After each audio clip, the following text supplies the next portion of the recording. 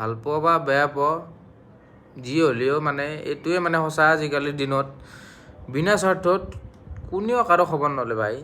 যিমান ডাঙৰ বন্ধু তুমি এটা সময়ত আছলা নাছলা এইটো পিছৰ কথা, তথাপিও তোমাৰ খবৰ নলয় যদি একো স্বাৰ্থ নাই, বা তোমাৰ লগত যদি কিবা এটা কাম আছে তেতিয়াহে তোমাক সুধিব কি ভাই কি খবৰ, কি কৰি আছা, ডিউটিত গৈছা না, ভাত খাইছা না, কিবা কৰিছা না।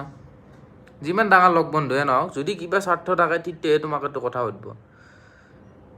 তো মানে যদি ভাবা তহঁতেও এইটো কথা, মানে তোমালোকে যদি ভাবা এইটো সঁচা বা মিছা, কমেণ্ট কৰি জনাবা এটা। কিন্তু মোৰ কথাটো মানে কি একদম 100% মানে যদি তোমাৰ লগত কথা নাই বা তোমাক জৰুৰত নাই, তেতিয়াহ'লে তোমাক একো খবৰে নলয়।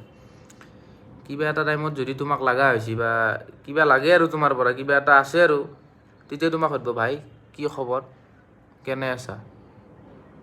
লাইফটো বহুত আপডেট হৈ গৈছে মানে ভাই, দুনিয়াখন বহুত আপডেট আজিকালি, কোনেও কাৰো খবৰ নলয়। তো তুমিও কাৰো খবৰ লৈ লাভ নাই, নিজৰ লাইফত ফ'কাছ কৰা, আগুৱাই যোৱা বছ।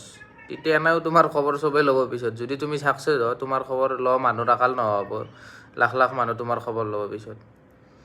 তো এইখিনিয়ে কথা আছিল। যদি কথাখিনি যদি শুদ্ধ হান লাগছি তো কমেণ্টত এটা টাক্কেল ৰাইট বুলি এটা কমেণ্ট এটা লিখি দিলে হ'ল আৰু।